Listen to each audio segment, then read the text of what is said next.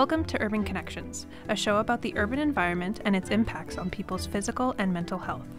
I'm Natalie Yanushev, your host this week. Today's episode features Dr. Cynthia Zutter, an anthropology professor currently working here at MacEwan University who specializes in archaeobotany. Her work has taken her from Iceland to Labrador, but more recently, she has been focusing her research here in Edmonton on the Green and Gold Community Garden. I mean, that's the other part, right? Providing education for those kids, that's giving back too. So there's all these different components that kind of mix together in these community spaces. So that's what's really nice. Yeah. To gain a deeper understanding of her work, Brooke Mayer sat down with Cynthia to discuss her article, Community Gardens and Urban Agriculture, Healthy Environment, Healthy Citizens.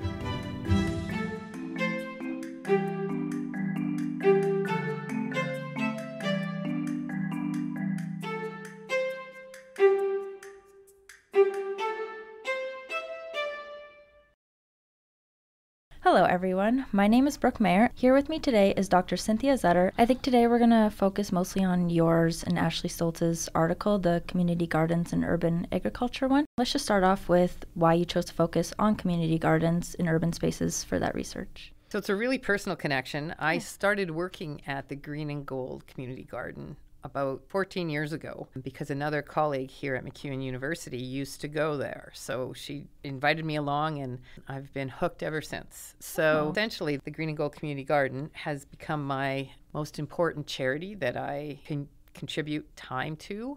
And it's just got a little piece of me out there all the time. Oh, no, that's awesome. Do you, speaking of enjoying those gardens and how important they are to you, do you have any recommendations for making wellness initiatives such as community gardens kind of more accessible and appealing to a wider audience? Well, yeah, a big limitation of a Green and Gold Community Garden is that we are located on currently what is known as the University of Alberta farm. And as that location, it's not easy to find. So making it accessible through access from a road is always helpful. We're not far from the LRT, but still it's about a 15-20 minute walk from the LRT. So accessibility is limited for those that can drive and that know where they're going. So that's always an important part of community gardens, is to be able to see them and experience them. But on the other side, that's what makes the Green and Gold Garden so special, is that it is very private and it is very unique. We've got about 2 acres of land. Part of it's an orchard and part of it is a growing garden. And in both spaces, we grow produce that's sold in markets on Tuesday nights and Saturdays to the public. That's awesome, actually. That's a lot of people probably really appreciate that, especially with it being local grown and whatnot, right? Is that another thing really important to you, like local grown? Oh, yeah, and healthy food and, pulling a carrot out of the ground, wiping it off and eating it is spectacular. When the peas are ready, opening a pod and eating a pod of peas is just spectacular. Oh, for sure. The health benefits physically from being at the garden is really good as well. And so is the hands in the ground, okay? So I'm an archaeologist. If I didn't get my hands dirty in the ground, I'd be really disappointed in myself. So there's both those things personally for me, but we have a full range of volunteers. As part of our research, we did a survey and the average age at the garden was 70 years old. So there's many people that are, and I think since then, though, we've gotten a lot more. It's probably moved closer to 60, but regardless, it's very much a place for people to come and physically engage in doing work in the land, which is so good for you. And in many cases, those volunteers then take that food home. But can I just mention, because I didn't as I introduced the garden, all the proceeds from the locally grown food go to a group far, far away in Africa. Oh. In Rwanda. The group is called Tubuhumaris, and over the 15 years that the Green and Gold Garden has existed, we've sent them over $500,000. Oh my gosh. Wow. Yes. Well, yes. That's awesome. Yes. So we've done, we support them. Essentially, the money that comes from the Green and Gold Garden, it looks after up to 75% of their operating costs. And so a little bit about them. It's run by a woman whose son came to University of Alberta And then the whole Green and Gold Garden started because of this interaction with the son and his profs at the University of Alberta. And then she set up this Tubuhu Maries where women who need to learn a craft, so they learn to sew and they can have their own ability to sell things. They get counseling because, as we recall, in Rwanda, there was a devastating genocide over 25 years ago. So this is kind of as a result of that. It's a spectacular charity whereby it's for helping people directly, especially women in Rwanda. And so that makes the Green and Gold Garden this very unique, what's termed a giving garden, that in fact, when I worked with my research assistant on this research, we could not find any other examples around the world that do this type of stuff. Oh, wow. So you guys are pretty original in that case. Yes, hey? we are. Pretty unique. So, yeah, no, it's very that's nice. Awesome. I love to hear that. That's something I actually didn't know. So hearing that is really special. I love to hear that. Speaking of kind of how gardens help with physical and mental health, in yours and Ashley Stoltz's article, it's mentioned that participants in the study compare being in a garden to an island of positivity. Why do you think that is? Why do you think people think of it that way? Well, as I previously mentioned, the physical part is really positive. Regardless of your abilities, there's always something for you to do, whether it's water flowers, pick flowers, or weed potatoes and carrots.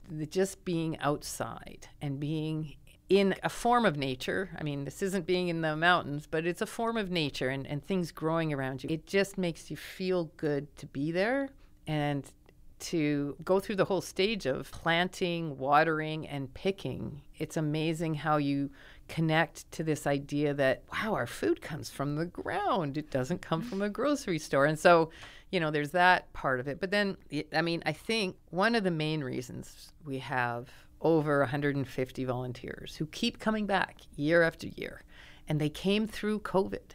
They wanted to be together. And so we took precautions and wore masks, even though we were outside, and kept our distance.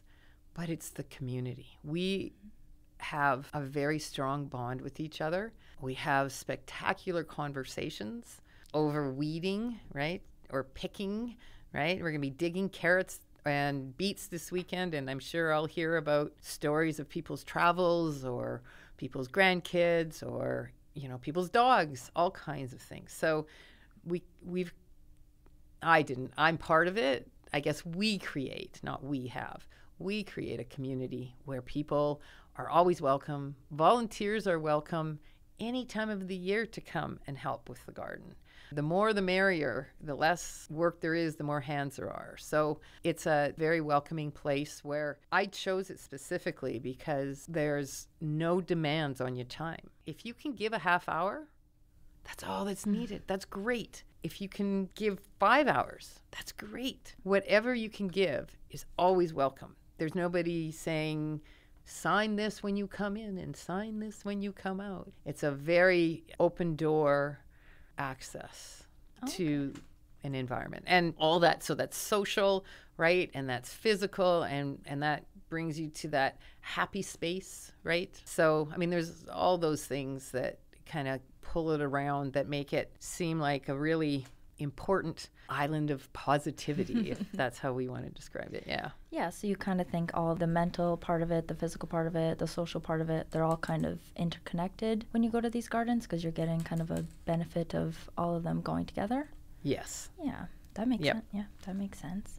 So what would you say, what role do community gardens and other green spaces play in helping to promote environmental awareness and appreciation in urban areas like Edmonton? So that's kind of a two-step question. So I'll talk about environmental awareness. So back to how the heck did I start working in a community garden and then do research on a community garden? I'm an archaeologist. I deal with material culture. I deal with things buried in the ground. Okay, the plants come out of the ground. That's all right. There's a close connection.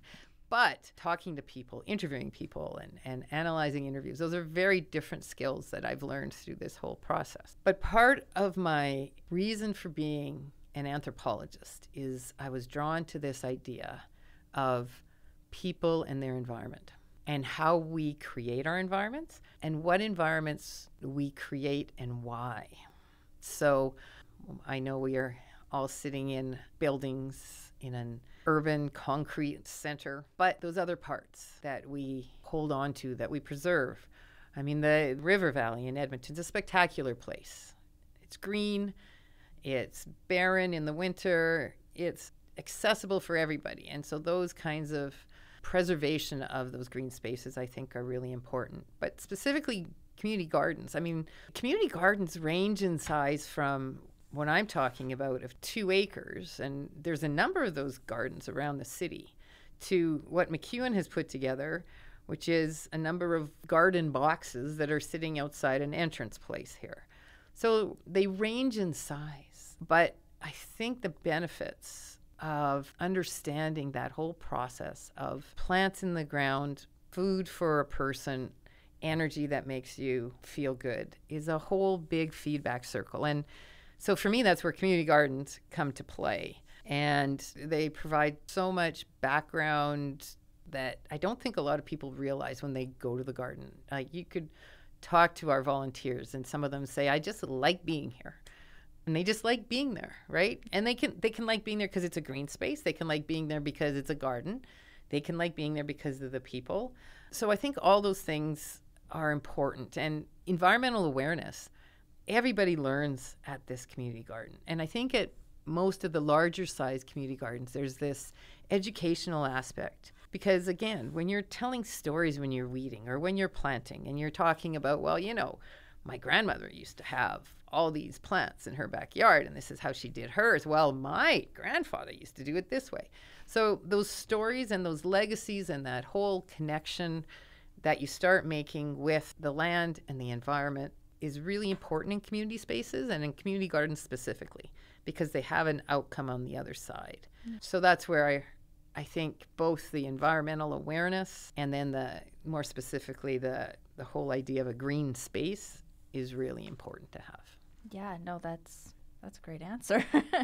So why, you seem really passionate, obviously, about this. Why do you yourself love community gardens so much? Well, and specifically, it's this one. Yeah, specifically. Yeah, and again, it's got to do with this idea that I've spent. I mean, I have a specific job where I have to go to the garden weekly. So and it's a 2-hour job. So 110 hours, boom, that's already taken. And then I go and I spend, 4 to 5 hours during the week at least. So what draws me back? Yeah. And I often have my family going, you don't have to do this, And I'm like, yeah, I do, because this whole idea of volunteerism, right? And that this is for someone else far away, to me is very fulfilling. And I think a lot of people at this garden specifically would say that. And other community gardens in Edmonton also donate their food. They provide a direct link to food banks. Some of our food's going to go to the U of A food bank. So that again, right? So this work that I'm doing here is going to go help somebody here. And we know that it's going to be food and it's going to be healthy, and it's all those things that are really important to keep people healthy. Yeah, so it's kind of the fulfillment of you knowing that you're helping other people that aren't really getting a lot of that help where they are. So especially in a city, right? Yeah. We know that there's deserts, we know that there's food deserts, and we know that probably many of the children in school have no idea that food comes out of the ground. In fact, we just had grade 6 kids come from Garneau School, and they were picking, and because the plants had just come up, they had a great time.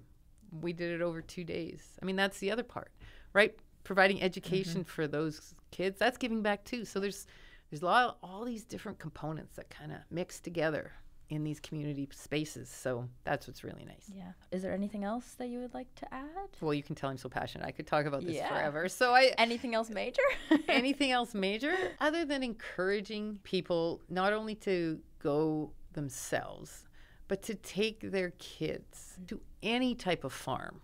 In August, there's farm days, and I've been told those are spectacular. You go to these farms and you see the animals and you see the farm implements and the growing. And I think just understanding that whole connection is really important to me. I have a grandchild, and she will be at the garden as much as I can get her there. So there's 2 or 3 volunteers that have their kids that come more than once weekly. So it's a very experiential type of learning. And whether you're 2 or you're 82, there's always learning to be had. And that's what makes it such a engaging place to visit. Yeah, well, that's a great answer. Thank you for taking the time to talk with me and discussing your research. Thank you.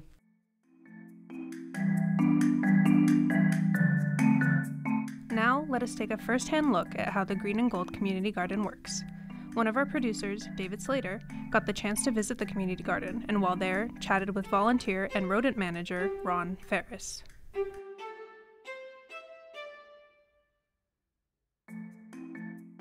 Urban Connections took a field trip to visit the Green and Gold Garden where Dr. Zutter had volunteered. Located in the University of Alberta's South Campus and tucked in quietly behind the Park Allen and Pleasant View neighborhoods. There, we met Ron Ferris. My name is Ron Ferris. I'm a volunteer. My Bengal cat and I are the rodent managers at the beautiful Green and Gold Community Garden. And our garden manager is Dion Buse. Long story short, paradise in the city. Paradise in the city, my man.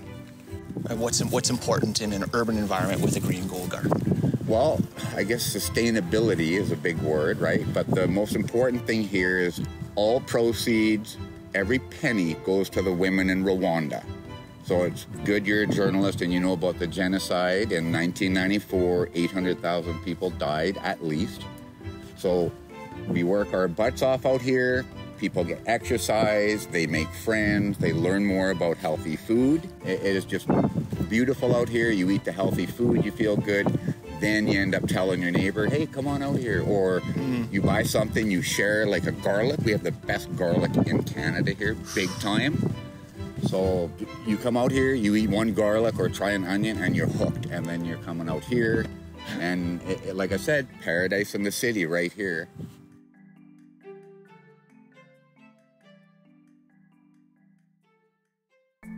Thanks for joining us on Urban Connections. This week's episode was produced and edited by Paige Baden, Kelsey Howlett, Natalie Anushev, Brooke Mayer, David Slater, and Ian Smythe. The show's supervising producer is Sheena Rossiter. Additional studio supervision by Sasha Stanovich.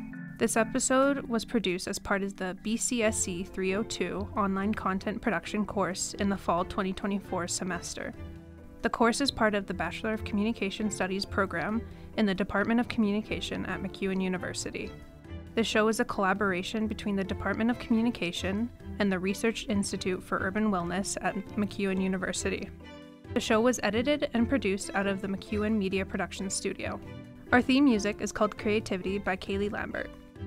Logo design for this podcast is Sasha Stanovich.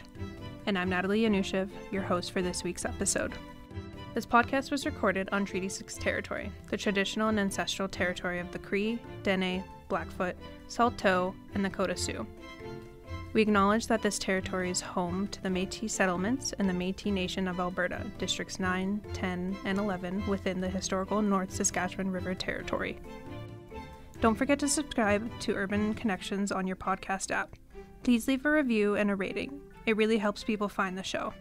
Please join us again next time when we explore more urban connections.